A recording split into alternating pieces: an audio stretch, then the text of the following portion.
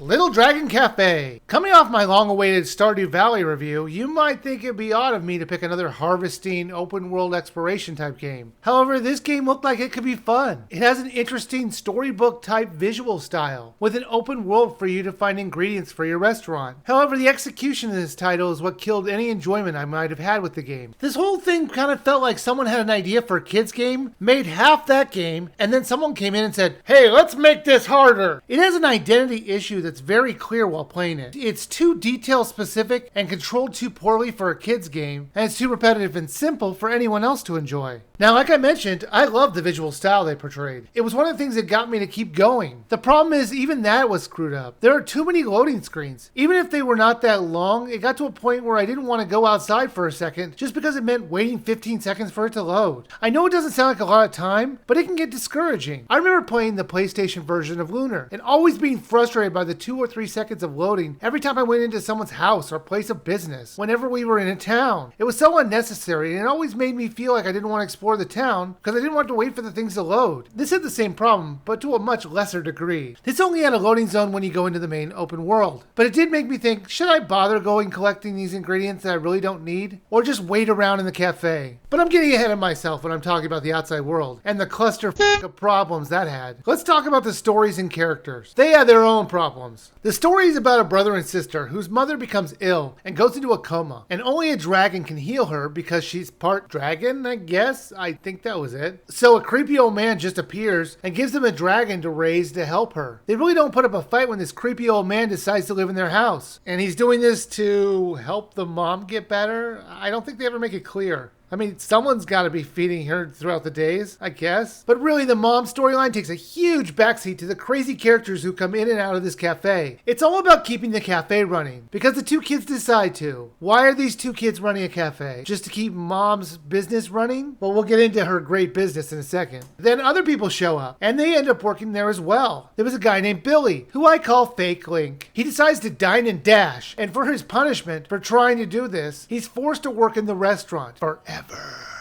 There are just a few characters who run the cafe, and they're going to join up with the story for one shallow reason or another. There's the slacker, the angry girl, the chef, and your sibling. It asks you in the beginning if you want to be a boy or a girl, so the other sibling will be the other person running the cafe. You're going to need to watch these characters like a hawk. They are some of the worst workers you're ever going to run into, especially Fake Link. He will stop working at the worst times and decide to play his guitar or just play around. Then you have to go up to them and tell them to go back to work. I wish I could say this was an unusual thing to happen, but no. It's common for this to happen multiple times in a day per person. Even your own sibling will start sweeping the floor randomly when there are orders to take or dishes to serve. It's just so aggravating, especially when the cafe got really busy and I was the only one working. I wish I could have fired half the staff and just replaced them. Not only were they terrible workers, they were not very fun to have around. When you're in the cafe, you can take orders, serve dishes, and bring dishes to be washed. You can make dishes to take with you on the explorations with your dragon friend. To make dishes, you have to do arrow-pushing mini-games. It was quick and simple, but not forgiving at all. To get 5 stars, you have to be perfect. And I noticed quite a few times where my button presses were not read or recorded late. One of the most annoying things was that when I would get feedback on dishes, and they would show you the complaints that people had about them. In a normal game, this would make sense, as it would help you improve. However, in this game, no one pays for anything. All of the townspeople are running this scam on these kids. I have to imagine the word has gotten out that this cafe will serve you free food. It's the only way to explain the increasing customer counts. Sure, they say our reputation's going up,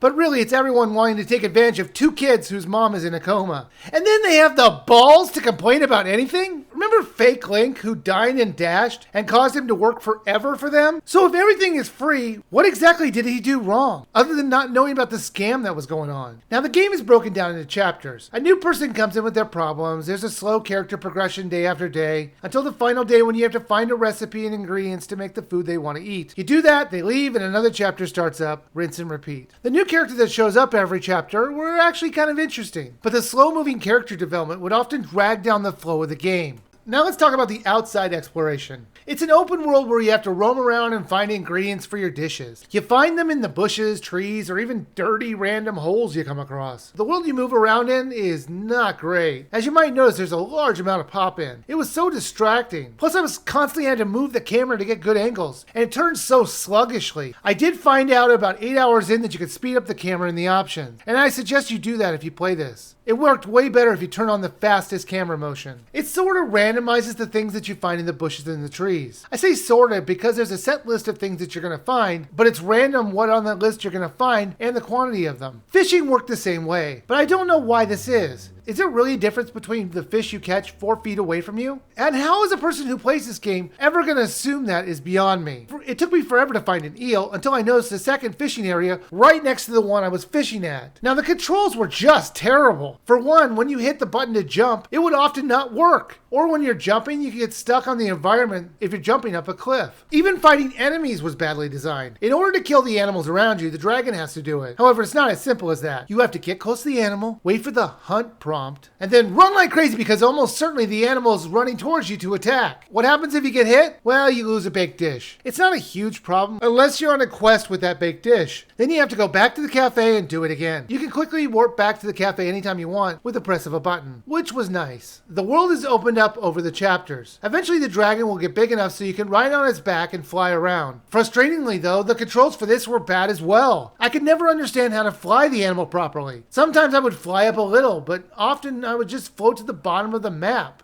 This whole thing would have been better if you could have had a map which showed you where the ingredients were once you found them. The game expects you to remember where all the ingredients are. And they want you to also find very specific ingredients that might be hidden in places that often look the same. So a map would have come in very handy. Throughout the island there are recipes to find. However, these recipes are all cut up into 4 parts. Like this game needs to be more dragged out. So once you find the 4 pieces of the same recipe, you can take it to the creepy old man to have him reassemble it. Since I guess he's the only one with tape to fix it. So chapter after chapter you do the same thing. Finding recipes, exploring the boring landscape, and getting new ingredients and recipes for your exploitive scumbag customers. Little Dragon Café wasn't great. The best part of the whole game was the visual style. I loved it, as it felt like we were playing a game that was illustrated in a children's book. Pretty much everything else was very mediocre. It's too bad since there was some potential. If they had made the employees not terrible, had the controls work consistently, made the storylines tighter, or make simple improvements to the open world like consistent drops from trees or bushes, or even a map to help you out, this could have been sort of fun. I think you could skip this game. There's nothing here that isn't done better in other games. It doesn't run very well on the Switch, and there are some loading issues. Plus, the crazy price of almost $60 makes me want to say you should just skip this game.